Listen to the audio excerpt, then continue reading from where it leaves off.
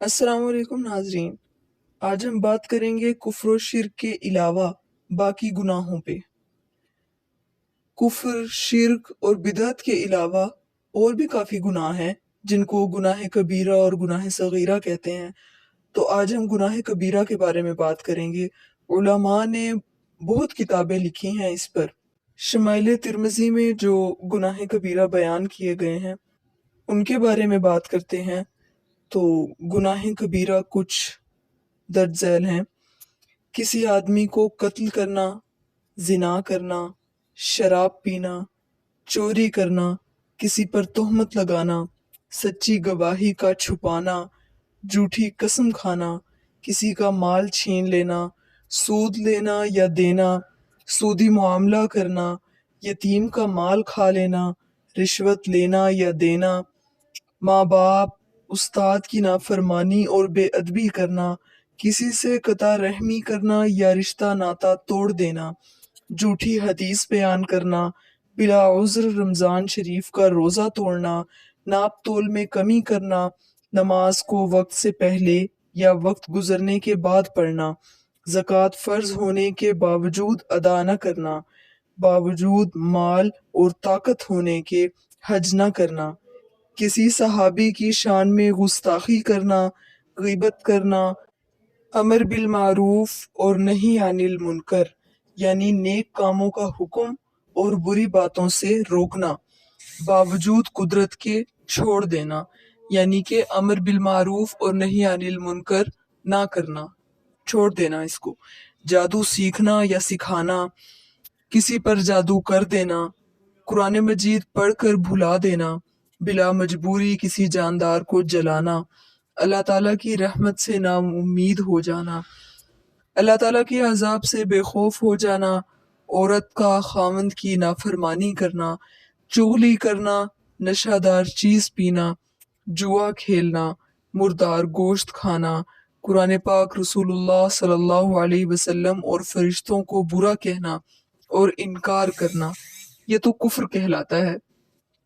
میاں بیوی میں لڑائی کرا دینا، اسراف کرنا، فتنہ فساد پھیلانا، تقدیر کو جھٹلانا، تکبر کی وجہ سے ٹخنوں سے نیچے پجامہ کرنا، یہ مرد حضرات کے بارے میں ہے۔ عورتوں کے لیے تو ٹخنوں سے نیچے ہی پجامہ کرنے کا حکم ہے، لیکن یہ مرد حضرات کے بارے میں بات ہے کہ اگر کوئی مرد ٹخنوں سے نیچے پجامہ رکھتا ہے تکبر کی وجہ سے تو یہ گناہ کبیرہ میں شامل ہو جائے گا۔ کسی مسلمان کو کافر کہنا، علماء اور حفاظ کو نظر حقارت سے دیکھنا، دکان یا مکان میں جاندار چیزوں کی تصویریں لگانا، بلا ضرورت تصویر کھنچوانا، داڑھی منڈوانا یا کتروانا، امانت میں خیانت کرنا، گالی دینا، کھیل تماشوں، سینما وغیرہ میں جانا، ہارمونیم، موسیقی کے تمام آلات جو ہیں، اس قسم کے جتنے بھی گانے بجانے کے ذریعے ہیں جن کو آج کل مسلمان باعث فخر سمجھتے ہیں اور باعث نجات سمجھتے ہیں، ان کے علاوہ اور بھی بہت سے گناہ ہیں، لیکن فی الحال جن کے بارے میں ہم نے ابھی بات کی تو آپ کو اندازہ ہوا ہوگا ان میں سے اکثر کام ایسے ہیں جو کہ ہم روزمرہ کی زندگی میں کر رہے ہوتے ہیں۔ مثال کے طور پر ماں باپ کی، اساتذہ کی نافرمانی، ان کی بے ادبی، یہ تو بچہ بچہ کر رہا ہے۔ تو پتہ چلا کہ یہ بھی گناہ کبیرہ ہے۔ چوری کرنا، ہم کسی کی چیز اٹھا لیتے ہیں بلا اجازت، استعمال کر لیتے ہیں، بتانا ضروری نہیں سمجھتے، تو یہ بھی چوری میں شامل ہے۔ تو ان ساری باتوں کو ہمیں ذہن میں رکھتے ہوئے گناہ کبیرہ سے بچنا چاہیے۔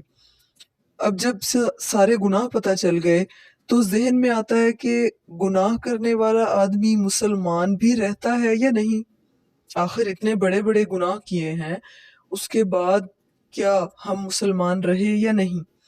تو اس کا جواب یہ ہوگا کہ جو کوئی ایسا گناہ کرے گا جس میں کفر یا شرک پایا جاتا ہو تو وہ مسلمان نہیں بلکہ کافر اور مشرک ہو جاتا ہے، اور جو کوئی بدعت کا کام کرے گا تو وہ مسلمان تو رہتا ہے لیکن اس کا اسلام اور ایمان بہت ناقص ہو جاتا ہے، یعنی کہ بہت کمزور، جس کے بارے میں حدیث میں بدعتی کا لفظ آتا ہے۔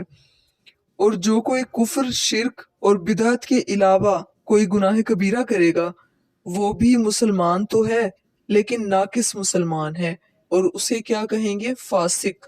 فاسق گناہگار شخص کو کہتے ہیں، تو ایسے شخص کو فاسق کہا جاتا ہے۔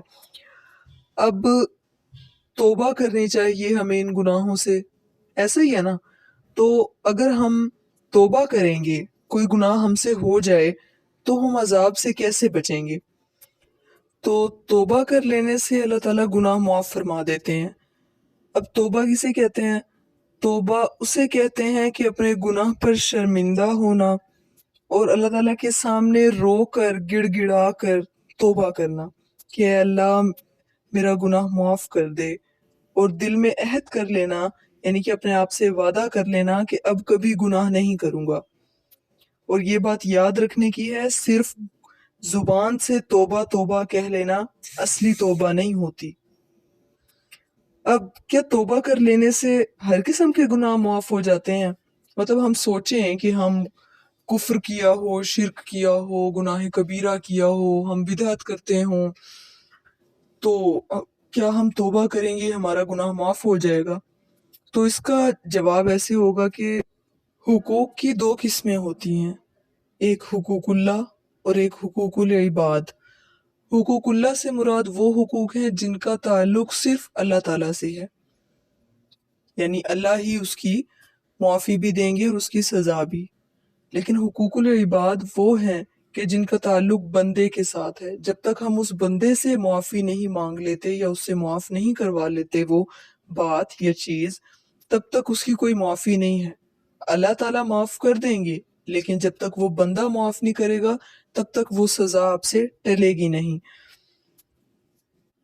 تو یہاں یہ بات بھی یاد رکھنے کی ہے کہ کفر اور شرک بھی اگر کیا ہو کسی نے، وہ بھی سچی توبہ کرے تو اللہ تعالیٰ معاف فرما دیتے ہیں، کیونکہ اس میں بندے کا کوئی تعلق نہیں، کسی دوسرے بندے کا کوئی تعلق نہیں، اللہ تعالیٰ کے ساتھ ہی بات ہے، تو اللہ ہی معاف کرنے والے ہیں اور سزا دینے والے ہیں۔ لیکن جو گناہ ایسے ہیں کہ ان میں کسی بندے کا تعلق ہے، مثال کے طور پر کسی یتیم کا مال کھا لیا یا کسی پر تہمت لگا دی یا ظلم کیا، ایسے گناہوں کو حقوق العباد کہتے ہیں۔ یہ صرف توبہ سے معاف نہیں ہوتے بلکہ ان کی معافی کے لیے ضروری ہے کہ پہلے اس شخص کا حق ادا کر دیا جائے یا اس سے معاف کروا لیا جائے، اس کے بعد اللہ تعالیٰ کے حضور میں توبہ کرو جب معافی کی امید ہو سکتی ہے۔ اب توبہ کس وقت قبول ہوتی ہے؟ مطلب ہم اپنی زندگی کے کسی بھی وقت کسی بھی حصے میں توبہ کر لیں تو کیا توبہ قبول ہو جائے گی؟ مرتے مرتے بھی اگر توبہ کریں تو کیا توبہ قبول ہو جائے گی؟ تو جب انسان مرنے لگے اور عذاب کے فرشتے اس کے سامنے آ جائیں اور حلق میں دم آ جائے، اس وقت اس کی توبہ قبول نہیں ہوگی، اور اس حالت سے پہلے پہلے ہر وقت کی توبہ قبول ہو جائے گی۔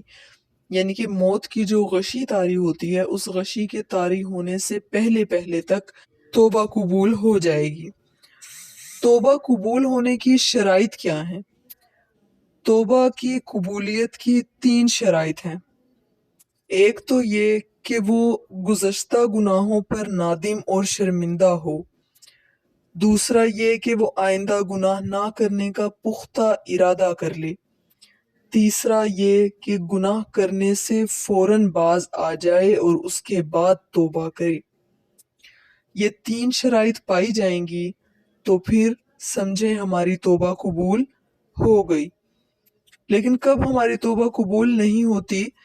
قرآن مجید میں ارشاد ہے وَلَيْسَتِ التَّوْبَةُ لِلَّذِينَ يَعْمَلُونَ السَّيِّئَاتِ حَتَّى إِذَا حَضَرَ أَحَدَهُمُ الْمَوْتُ قَالَ إِنِّي تُبْتُ الْآنَ۔ اور ایسے لوگوں کی توبہ قبول نہیں ہوتی جو گناہ کے کام کیے جاتے ہیں یہاں تک کہ جب ان کے سامنے موت ہی آ کھڑی ہو تو وہ کہنے لگے میں اب توبہ کرتا ہوں۔ اس آیت کریمہ سے معلوم ہوا کہ اس وقت انسان کی توبہ قبول نہیں ہوتی جب اخیر وقت آ جائے اور سکرات موت طاری ہو جائیں۔ اس لیے ہر مسلمان کو چاہیے توبہ کرنے میں جلدی کرے۔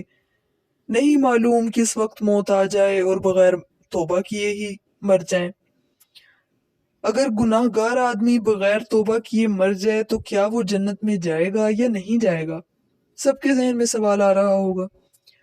تو ہاں، سوائے کافر اور مشرک کے باقی تمام گناہ گار اپنے گناہوں کی سزا پا کر جنت میں جائیں گے، اور یہ بھی ممکن ہے کہ اللہ تعالیٰ کفر و شرک کے علاوہ باقی گناہوں کو بغیر سزا دیے کسی شفاعت سے یا بغیر شفاعت بخش دیں۔ کئی ہمارے بزرگ وفات پا چکے ہیں، تو ان کے لیے ذہن میں آتا ہوگا کہ اگر ہم ان کو فائدہ پہنچانا چاہیں اس دنیا میں رہتے ہوئے تو کیا ہم ان کو فائدہ پہنچا سکتے ہیں؟ ہاں، میت کو عبادت بدنی اور مالی کا ثواب پہنچتا ہے، یعنی زندہ لوگ اگر کوئی نیک کام کریں، مثال کے طور پر قرآن مجید یا درود شریف پڑھیں، خدا کی راہ میں صدقہ خیرات دیں، کسی بھوکے کو کھانا کھلائیں، تو ان کاموں کا ثواب اللہ کی طرف سے انہیں ملے گا۔ لیکن اللہ تعالیٰ نے اپنی رحمت سے اتنا بھی اختیار دیا ہے کہ اگر نیک کام کرنے والا اپنا ثواب کسی میت کو پہنچانا چاہے تو اللہ تعالیٰ سے دعا کریں کہ یا اللہ اس کام کا ثواب میں نے فلاں شخص کو بخشا، تو اللہ تعالیٰ اس میت کو وہ ثواب بھی پہنچا دیتے ہیں۔ لیکن یہاں ایک چیز سے ہمیں خبردار ہو جانا چاہیے کہ ثواب پہنچانے کے لیے کسی خاص چیز یا خاص وقت یا خاص صورت کی اپنی طرف سے تخصیص نہیں کرنی چاہیے، بلکہ جو چیز جس وقت میسر ہو اسے خدا کے واسطے کسی مستحق کو دے کر اس کا ثواب بخش دینا چاہیے۔ رسم کی پابندی یا دکھاوے اور نام اور شہرت کے لیے بڑی بڑی دعوتیں کرنا یا اپنی طاقت سے زیادہ قرض ادھار لے کر رسم پوری کرنا بہت برا ہے۔ سب سے بہتر اپنی زندگی میں خود اپنے لیے نیک اعمال اور صدقات کا ذخیرہ کرنا ہے۔ تو ناظرین، یہ تھی ہماری آج کی ویڈیو جس میں ہم نے گناہ اور توبہ کی شرائط ان سب کے بارے میں بات کی۔ اسلام کے بارے میں مزید ایسی معلومات کے لیے میرے چینل کو لائک کریں، سبسکرائب کریں اور بیل آئیکن کے بٹن کو پریس کریں۔